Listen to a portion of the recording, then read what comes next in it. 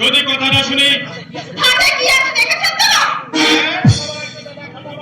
কথা বলা শুনে দাদা, কথা বলা শুনে বড় কঠিন ভাই। আমি যুবরাজ অজয় সেনের ছায়া সঙ্গী বিজয়। যুবরাজ অজয় সেন, লজ্জা পাচ্ছেন কেন? আপনার বীরাঙ্গনা মূর্তি দেখে বড় আনন্দ পেলাম।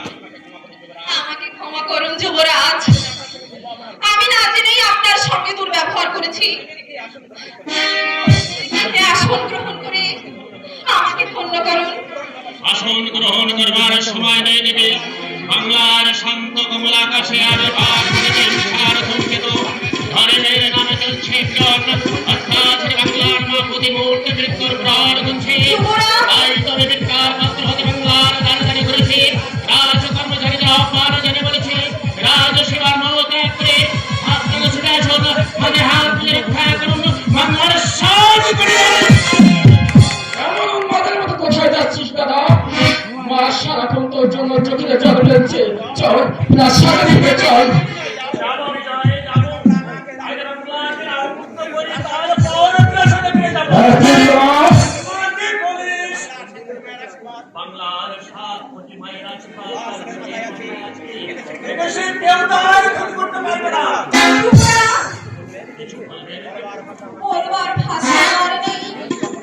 যদি কখনো সময় হয়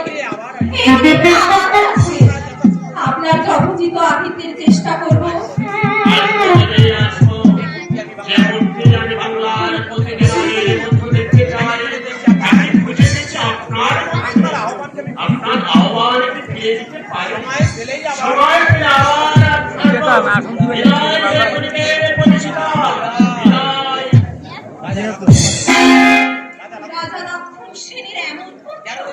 কেন দেবী? হিরণ্যকশিপুরে ঘরে প্রহ্লাদের জন্ম হয়েছিল। তাছাড়া আমার পিতৃদেব লোকটি এতটা খারাপ নয়, তাকে খারাপ করে তুলেছে না। যুবরাজ নয়, দাদা যখন আপনাকে দেবী বলে সম্বোধন করে গেছেন, তখন আমি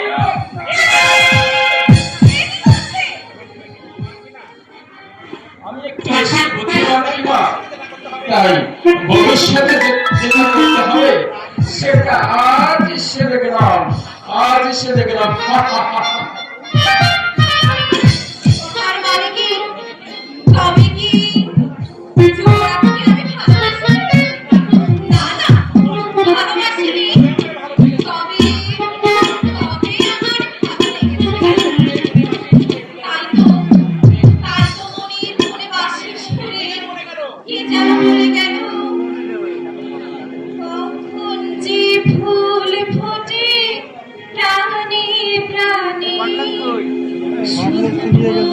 প্রাণী